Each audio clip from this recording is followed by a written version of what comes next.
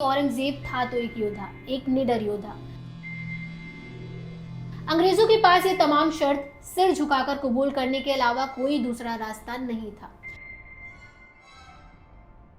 विकी कौशल की छावा मूवी के बाद औरंगजेब की चर्चा पूरे देश में छिड़ी हुई है। हर तरफ उसकी खलनायकी के किस्से सुनाए जा रहे हैं। आज की तारीख में यकीनन औरंगजेब को एक बेरहम, निर्दयी, बेदर्द और बर्बर बादशाह के तौर पर याद किया जाता है। लेकिन इस बात में कोई शक नहीं है कि औरंगजेब था तो एक योद्धा, एक निडर योद्धा, जिसने अपने दुश्मनों को अपने रास्ते से हटाने के लिए कोई कसर बाकी नहीं रखी। खैर, आप ये बहुत अच्छी तरह से जानते हैं कि अंग्रेजों ने हम पर करीब 200 सालों तक राज किया। इन 200 सालों में अंग्रेजों ने हम भारतीयों पर कौन से सितम नहीं ढाए। उन्होंने हम इंडियंस को हर मुमकिन चोट पहुंचाई। आज भी जब हम अंग्रेजों की जायदादों की बात करते हैं तो हमारी रूह कांप जाती है। जरा सोचिए, 200 सालों की हुकूमत में अंग्रेजों ने हमें कभी ना भर पाने वाले दर्द दिए हैं। अगर इनकी हुकूमत थोड़ी और ज्यादा हो जाती तो ये शायद हिंदुस्तान से हिंदुस्तानियों का वजूद ही खत्म कर देते। हालांकि ऐसा नहीं है कि उन्होंने हिंदुस्तान पर अपना कब्जा जमाने की कोशिश पहले से नहीं की थी। हिंदुस्तान पर नजर अंग्रेजों की बहुत पहले से थी, लेकिन औरंगजेब ने उनके इस मंसूबे को कभी कामयाब नहीं होने दिया। जी हाँ, आज हम आपको एक ऐसा किस्सा सुनाने वाले हैं जिसे सुनने के बाद औरंगजेब के लिए आपकी नफरत शायद थोड़ी कम हो जाएगी। हेलो, मैं स्वाति पांडे और आप देख रहे हैं आपकी खबर इतिहास। दरअसल ये किस्सा जुड़ा हुआ है अंग्रेजों और औरंगजेब के बीच की जंग की। इस जंग में किसकी और कैसे फतेह हुई, इससे जुड़ी हर छोटी से छोटी बात हम आपको इस रिपोर्ट में बयां करने वाले हैं। ये किस्सा कुछ यूं है कि अंग्रेजों ने ईस्ट इंडिया कंपनी की एस्टेब्लिशमेंट के बाद भारत के अलग अलग इलाकों में अपने बिजनेस सेंटर स्थापित करके बिजनेस शुरू कर दिए थे। इन इलाकों में भारत के पश्चिमी तट पर सूरत, बंबई और ईस्ट में मद्रास और कलकत्ता से 20 मील दूर गंगा नदी पर स्थित बंदरगाह हुगली और कासिम बाजार अहम थे।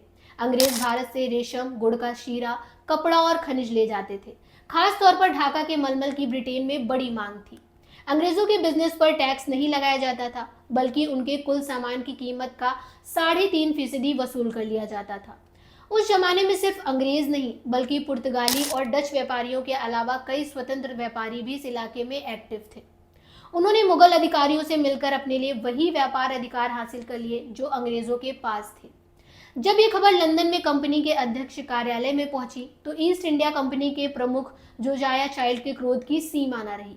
उन्हें यह बर्दाश्त नहीं था कि उनके मुनाफे में कोई और भी हिस्सेदार बने। इस मौके पर जोजाया चाइल्ड ने जो फैसला किया वो अजीबोगरीब ही नहीं, बल्कि पागलपन की हदों को छूता हुआ दिखाई देता है। उन्होंने भारत में मौजूद कंपनियों के अधिकारी से कहा कि वो अरब सागर और बंगाल की खाड़ी में मुगल जहाजों का रास्ता काट लें और जो जहाज उनके हत्थे चढ़े उसे लूट ले। यही नहीं, 1686 में चाइल्ड ने ब्रिटेन से सिपाहियों की 2 पलटनें भी भारत भिजवा दी और उन्हें निर्देश दिए कि भारत में मौजूद अंग्रेज फौजियों के साथ मिलकर चटगांव पर कब्जा कर ले। उनके नाम के हिसाब से इस जंग को जंगे चाइल्ड भी कहा जाता है। अब इसे चाइल्ड का बचकानापन कहें या फिर उसकी दिलेरी की वो 308 सिपाहियों की मदद से दुनिया के सबसे ताकतवर और मालदार सल्तनत के खिलाफ जंग छेड़ने की हिम्मत कर रहा था। उस जमाने में भारत और औरंगजेब आलमगीर की हुकूमत थी और दुनिया की कुल जीडीपी का 1/4 हिस्सा यहीं पैदा होता था। आर्थिक तौर पर उसे तकरीबन वही स्तर हासिल था जो आज अमेरिका को है। औरंगजेब की सल्तनत की सीमाएं काबुल से ढाका तक और कश्मीर से पौंडीचेरी तक 40 लाख वर्ग किलोमीटर के रकबे में फैली हुई थी। यही नहीं, औरंगजेब की फौजें दक्कन के सुल्तानों, अफगानों और मराठाओं से लड़ लड़कर इस कदर अनुभवी हो चुकी थी कि वो उस वक्त दुनिया की किसी भी फौज से टकरा सकती थी। दिल्ली की फौज तो एक तरफ रही, सिर्फ बंगाल के सूबेदार शाइस्ता खान के फौजियों की तादाद 40,000 से ज्यादा थी।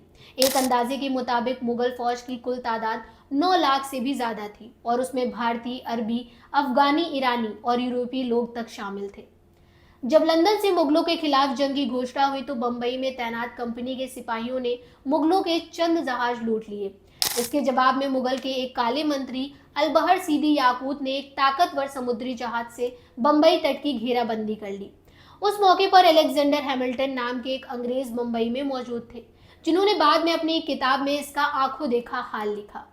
वो लिखते हैं कि सीधी 20,000 सिपाही लेकर पहुंच गया और आते ही आधी रात को एक बड़ी तोप से गोले दागकर सलामी दी।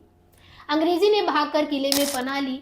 अफरा तफरी के हाल में गोरी और काली औरतें आधे कपड़े पहने हुए अपने बच्चों को गोद में उठाए हुए भागी चली जा रही थी। हैमिल्टन के मुताबिक सीदी याकूत ने किले से बाहर कंपनी के इलाके लूटकर वहां मुगलियों झंडे गाड़ दिए और जो सिपाही मुकाबले के लिए गए उन्हें काट डाला। बाकियों के गले में जंजीर पहनाकर उन्हें मुंबई के गलियों से गुजारा गया। बम्बई का खास इलाका पुर्तगालियों के कब्जे में था। जब अंग्रेजों के बादशाह ने पुर्तगाली राजकुमारी से शादी की तो ये बंदरगाह दहेज में अंग्रेजों को मिल गई और उन्होंने वहां एक मजबूत किला बनाकर व्यापार शुरू कर दिया। धीरे धीरे न सिर्फ समुद्र पार से अंग्रेज व्यापारी, सिपाही, पादारी, वास्तुकार और दूसरे हुनरमंद यहाँ आकर आबाद होने लगे, बल्कि बहुत से भारतीय यहाँ रहने लगे और शहर की आबादी तेजी से फैलने लगी। यही आबादी भागकर किले में पनाह लिए हुए थी और किले सीदी याकूत की घेराबंदी में था। जल्द ही खाने पीने का सामान खत्म होने लगा।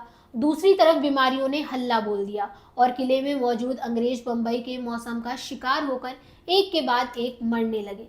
ऐसे में कंपनी के कुछ कर्मचारी चुपके से भाग निकलते और सीधे जाकर सीदी याकूत से जा मिलते थे। हैमिल्टन के मुताबिक उनमें से कई धर्म बदलकर मुसलमान हो गए। सीदी अगर चाहते तो हमला करके किले पर कब्जा कर सकते थे, लेकिन उन्हें उम्मीद थी कि जल्द ही किला पके हुए आम की तरह खुद ही उनकी झोली में आ गिरेगा, इसलिए उन्होंने दूर से ही गोलाबारी करना जारी रखा। ऐसी ही स्थिति देश के पूर्व में भी हुई, जहां बंगाल के सूबेदार शाइस्ता खान के दस्तों ने हुगली में ईस्ट इंडिया कंपनी के किले को घेर लिया और आवाजाही के सभी रास्ते बंद कर दिए गए। बंगाल की घेराबंदी तो जल्द खत्म हो गई और दोनों पक्षों ने सुलह कर ली, लेकिन बंबई में यह सिलसिला 15 महीनों तक चलता रहा। आखिरकार अंग्रेजों की हिम्मत जवाब दे गई और उन्होंने अपने 2 दूत औरंगजेब के दरबार में भिजवा दिए ताकि वो हार की शर्तें तय कर सके। उन दूतों के नाम जॉर्ज वेल्डन और अब्राहम नोयर थे। ये कई महीनों की कोशिशों के बाद आखिरी ताकतवर मुगल बादशाह औरंगजेब आलमगीर के दरबार तक पहुंचने में कामयाब हो गए। दोनों इस हाल में पेश हुए कि दोनों के हाथ मुजरिमों की तरह बंधे थे, सिर सीने पर झुके और हुलिया ऐसा कि किसी देश के राजनीतिक प्रतिनिधियों की जगह वो फकीर लग रहे थे। दोनों दूत मुगल शहंशाह के तख्त के करीब पहुंचे तो उन्हें फर्श पर लेटने का हुक्म दिया गया। शक बादशाह ने उन्हें सख्ती से डांटा और फिर पूछा कि वो क्या चाहते हैं। दोनों ने पहले गिड़गिड़ाकर ईस्ट इंडिया कंपनी के अपराध को स्वीकार किया और माफी मांगी, फिर कहा कि उनका जब्त किया गया व्यापारिक लाइसेंस फिर से बहाल कर दिया जाए और सीदी याकूत को बंबई के किले की घेराबंदी खत्म करने का हुक्म दिया जाए। उनकी अर्जी इस शर्त पर मंजूर की गई कि अंग्रेज मुगलों से जंग लड़ने का 1.5 लाख रुपए हर्जाना अदा करे, आगे से आज्ञाकारी होने का वादा करे और बंबई में ईस्ट इंडिया कंपनी का प्रमुख जोजाया चाइल्ड भारत छोड़ दे और दोबारा कभी यहाँ का रुख ना करे। अंग्रेजों के पास ये तमाम शर्त सिर झुकाकर कबूल करने के अलावा कोई दूसरा रास्ता नहीं था, तो उन्होंने स्वीकार कर लिया और वापस बंबई जाकर सीदी याकूत को औरंगजेब का खत दिया। तब जाकर उसने घेराबंदी को खत्म की और किले में बंद अंग्रेजों को 14 महीनों के बाद छुटकारा मिला। हैमिल्टन ने लिखा है कि जंग से पहले बंबई की कुल आबादी 700 से 800 के बीच थी, लेकिन जंग के बाद 60 से अधिक लोग नहीं बचे थे। बाकी तलवार और महामारी के शिकार हो गए थे। आने वाले सालों में ईस्ट इंडिया कंपनी ने हर मुमकिन कोशिश की कि उस शर्मनाक युद्ध के किस्से को ब्रिटेन की जनता तक ना पहुंचने दिया जाए। जॉन आउटगिन ने 6 साल बाद इस जंग के बारे में लिखा तो हार का कारण मुगलों की धोखेबाजी बताया। इस पर कंपनी ने उसे 25 पाउंड का इनाम भी दिया, जो उस जमाने में बहुत बड़ी रकम हुआ करती थी। आउंटिन अपनी किताब में जगह जगह अंग्रेजों के साहस के किस्से बताते हैं, जिन्होंने 10 गुना बड़ी दुश्मन की फौज का डटकर सामना किया। यही नहीं, वो दावा करते हैं कि इस जंग में अंग्रेजों की नहीं बल्कि सीदी याकूत की हार हुई थी। यही नहीं, उन्होंने मुगल दरबार में अंग्रेज दूतों के साथ किए गए बर्ताव को गायब भी कर दिया। हैमिल्टन ने किताब तो लिखी, लेकिन इसके छपने में 40 साल लग गए।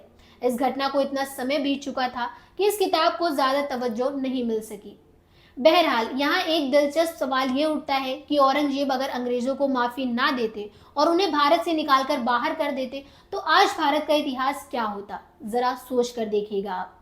फिलहाल मुझे दीजिए इजाजत। अगर आप अंग्रेजों को औरंगजेब के हाथों मिली इस करारी हार पर कुछ कहना है तो कमेंट बॉक्स हमेशा आपके लिए खुला है। तब तक के लिए गुड बाय। मिलते हैं फिर एक ऐसे ही स्टोरी के साथ।